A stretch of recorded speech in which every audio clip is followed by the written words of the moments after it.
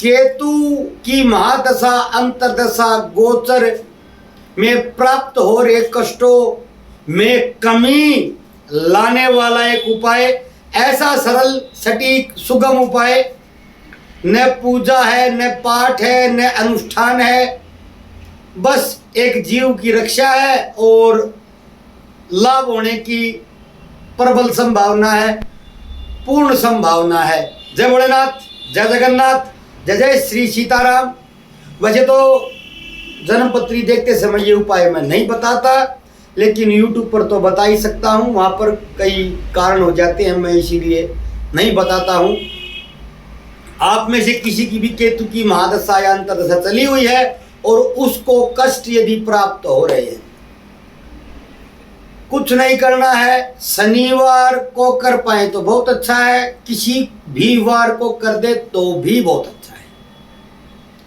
वार का ज़्यादा महत्व नहीं रखना है, शनिवार कर दे तो ठीक है, और शनिवार संभव ना हो तो कोई भी वार सही है। जहाँ पर मछलियाँ मिलती हैं, जो मछलियों की मार्केट है या कोई दुकान है, वहाँ पर जाएं और वहाँ पर बाहर जाकर यंत्रवत खड़े हो जाएं, स्थित प्रज्ञ होकर खड़े हो जाएं, जैसे प्रतिमा खड़ी होती है। आराम से खड़े रहें।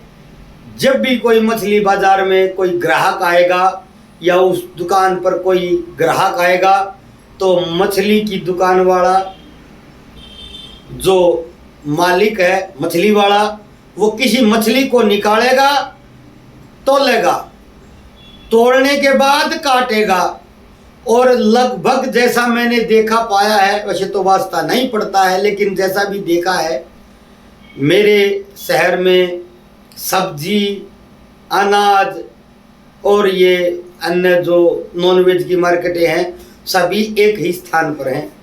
तो बहुत बार देखने में भी आया है, वो पहले निकालता है, तोलता है, और तोलने के बाद काटता है, और लगभग ऐसी मछलियां रखते हैं जो एक थोड़ा सा पानी की व्यवस्था रखते हैं, अपनी प्लास्टिक की या कोई छोटा मोटा पत्थर का बनाया हुआ कोई छोटा मोटा कुंड तालाब सा, उसमें वो जीवित रहती है, और निकालने के बाद भी काफ़ी समय तक वो जीवित रहती है। ऐसी मछलियाँ होती हैं लंबी लंबी सी।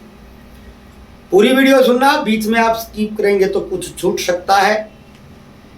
वो जब तोल ले तो यथाशक्ति, यथा श्रद्धा, यथा संभव, जितना आपकी जेब आपकी श्रद्धा अनुमति दे, उतना उन मछलियों को रोक लेके रुक जा भैया, और ये मछली जितनी तोली है, जिनको आप काटने को उद्यत हैं, काटने वाले हैं, इनको मेरे को दे दे। और कोई पीपा या कोई बाल्टी, या बाल्टी से तो पूछ सकती, कोई प्लास्टिक का डिब्बा रखना बड़ा, उसमें जल रखना है, उसमें उन मछलियों को डाल लेना है जल में, और किसी ऐसे तालाब या नहर या पोखर में छोड़ पाएं जहाँ पर मछलियों के लिए जीने की व्यवस्था हो, उसका जीवन संभव हो, तो उन मछलियों को वहाँ से ले लें और उस जल के स्रोत में छोड़ दें। अब एक प्रचलन चल गया है, क्योंकि पंडित जी काफ़ी लोग जो ये उपाय बताते हैं निजी, यहाँ मेरे शहर में मैंने भी कईयों को बताया है, 2-3 के साथ में जाकर करवाया भी है। तो वो क्या करने लगे हैं, रंग बिरंगी मछलियाँ रखने लगे हैं। वो सिर्फ छोड़ने की रखते हैं, काटना है ही नहीं उनको। वो सिर्फ इसीलिए है कि कोई आएगा और मछली मांगेगा तो ये चमकती दमकती दे देनी है, और वो उनको छोड़ देगा।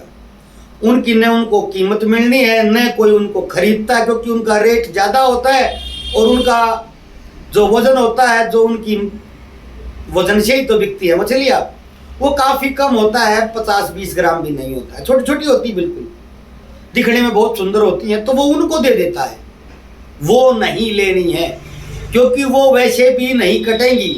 वो आप नहीं तो कोई और उनको ले जाकर पानी में छोड़ेगा, या तो पानी में वो जल के, जो भी आपने जल का जो भंडार देखा है, जो स्रोत देखा है, वहाँ पर वो अपनी उम्र पूरी कर देंगी, अपनी आयु पूरी कर देंगी। नहीं तो कोई फिर पकड़ेगा, कोई जीव जंतु खा जाएगा तो वो अलग विषय, वो उनकी नैसर्गिक मृत्यु होगी। नहीं तो कोई फिर उनको पकड़ेगा, फिर उसी दुकान पर या वैसी किसी दुकान पर पुनः ले आएगा और फिर वह ऐसे ही बिक जाएंगे और उस जैसे किसी स्रोत में पुनः पहुंच जाएंगे। ये तो एक वर्तुल है, एक चक्र है, इससे लाभ नहीं होता है। वो मछली जो कट सकती है, जिस पर वो मछली वाला दुकानदार गंडासा मारने को उद्यत है, तत्पर है, उस मछली को खरीद लें, डिब्बे में डालें। 1 2 4 ज़्यादा कोई 200-400 रुपये लगते, ज़्यादा लगते नहीं है।